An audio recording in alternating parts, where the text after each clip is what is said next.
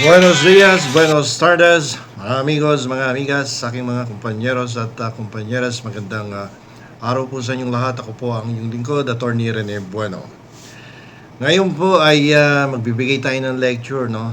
At magkikwento tayo tungkol sa usapin ng Commission on Audit Disallowance laban sa Office of the Vice President. So, ito pong episode na to ay tungkol sa kwento ng winaldas na pondo. Isang legal lecture po. At pag-aaralan natin ang kapangyarihan ng Commission on Audit at ano ang obligasyon ng Office of the Vice President in the event na nag-issue ng Notice of Disallowance ang Commission on Audit. Parang ganito lang yan. No? So, isipin na lang ninyo na ang kaban ng bayan ay parang isang pampublikong alikansya. Alam niyo na may alikansya, no? Ako nung maliit ako, may alikansya akong parang bao, no, na may butas yan sa gitna, tapos hinuhulugan ko yun, yung mga tira kong baon. O kaya bumibili ka ng parang piggy bank mo doon, hinuhulog mo yan araw-araw.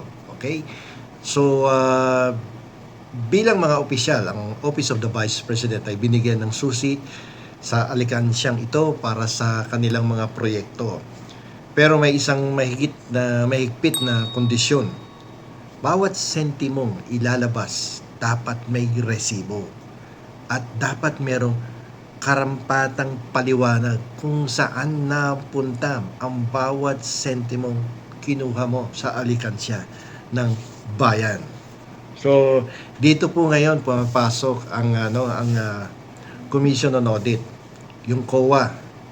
Ito yung COA, tawagin nating bantay alikansya ng bayan. So, yan yung nagbabantay ng pondo ng bayan. Ngayon, nung sinuri po nila ang libro ng Office of the Vice President, nakakita sila ng butas na mahigit 400 milyon.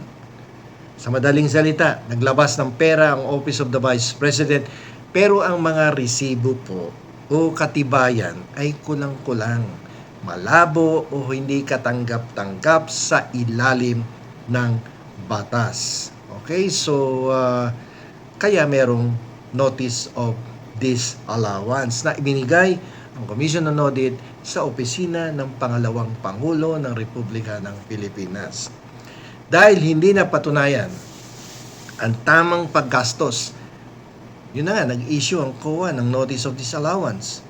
So dito sa ating kwento, ito ang opisyal na sulat na nagsasabing hindi namin kinikilala ang gastos ng Office of the Vice President sapagkat ito ay illegal, irregular, excessive, no, unreasonable, and unconscionable.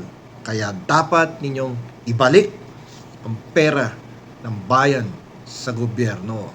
Okay, so kahit umapila ang Office of the Vice President nitong Abril ng 2026, kinumpirma po ng COA na final na ang desisyon.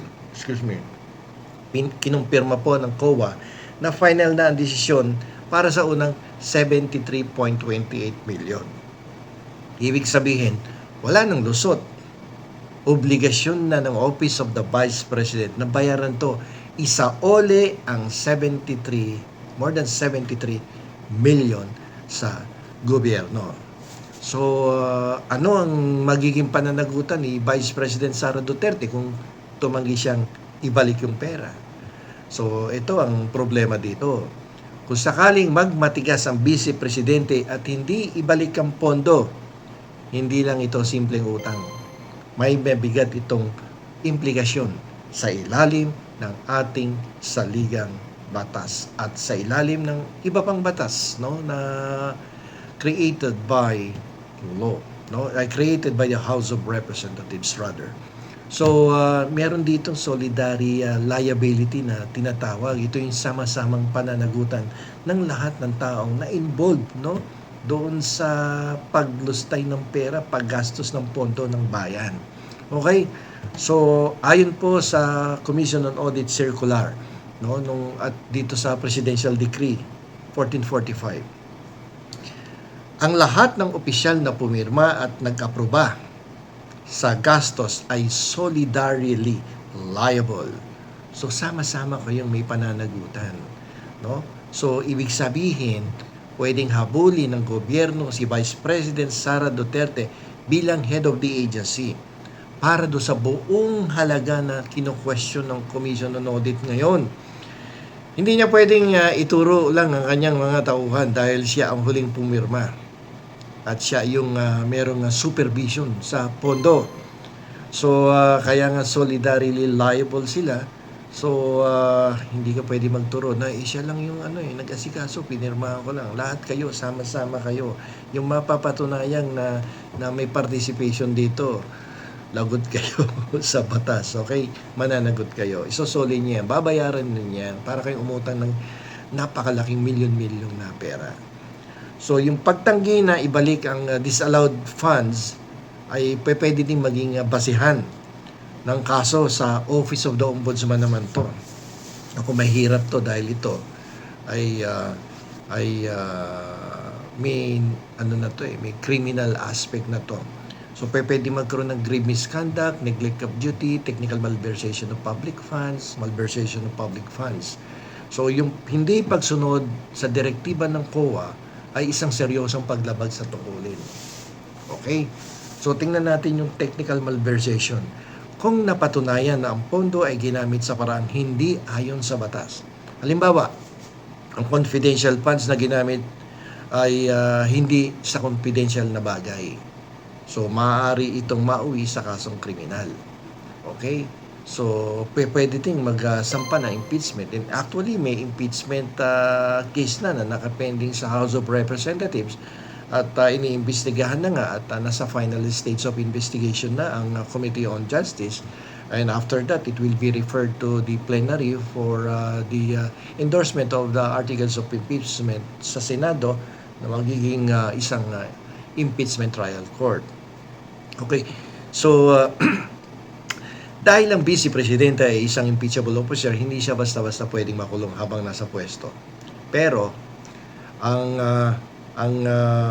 betrayal of public trust at culpable violation of the Constitution ay mga basihan para sa impeachment. So, ito hindi na natin palalawigin sapagkat na babasa na naman natin araw-araw itong impeachment, no, at na sinishare sa atin ng mga news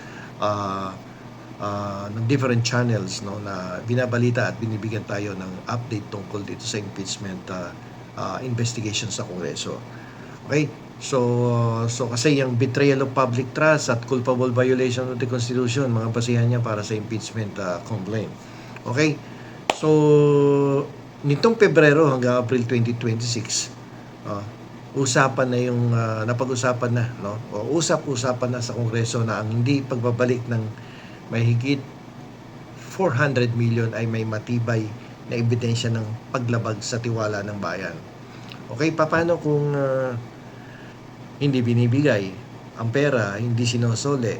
So, pwedeng gawin ng opisina rito o ng ating gobyerno ay i-withhold yung salary ng mga taong involved doon sa paglustay ng wala sa katwiran ng pondo ng bayan. Sa ilalim po ng batas, may kapangyarihan ng Commission on Audit na iuutos ng pag-withhold ng sweldo ng mga opisyal na ayaw magbayad ng disallowance hanggang sa mabayaran ng buong halaga. So patay kang bata kapag kalahating billion to pagkatapos babayaran mga isosoli. Paano kung nagastos na to at napamigay na kung kani-kaninong tao na palagay mo ginamit sa politika, siyempre sa kampanya, hindi mo maalis yan dahil mga politiko yung mga yan, yung mga presidente, vice president, di ba? Yun ang mahirap dito. So, saan mo ngayon kukuhanin yung ipambabayad para maibalik itong mga confidential funds na kung totoo man at nagastos na, malaking problema to doon sa mga opisyal. Okay, so ano yung aral ngayon dito sa ating lecture? Sa batas po, ang public office is a public trust. Kapag ang Commission on Audit ay nagsabing, hoy, ibalik mo yung pera, yung pondo ng bayan, hindi po yan isang mungkahi lamang. Hindi yan suggestion. Ito po ay direktiba. Ito po ay pinag-uutos ng ating saligang batas na dapat sundin ng public official. Ang hindi pagtalima rito ay hindi lamang usaping pera, kundi usapin ng integridad ng pinakamataas o pangalawang pinakamataas na opisina ng ating bansa. So hintayin natin ano magiging development, isosoli ba ang pera o hindi isosoli, at ano ang magiging tugon ng ating gobyerno, anong kaso ang isasampa, anong reklamo ang ifa-file sa appropriate government agencies upang panagutin ang mga taong responsable sa paggastos ng pondo nang hindi naaayon sa ipinag-uutos ng ating saligang batas. Dito na lamang po, itong muli ang inyong lingkod, Attorney Rene Bueno.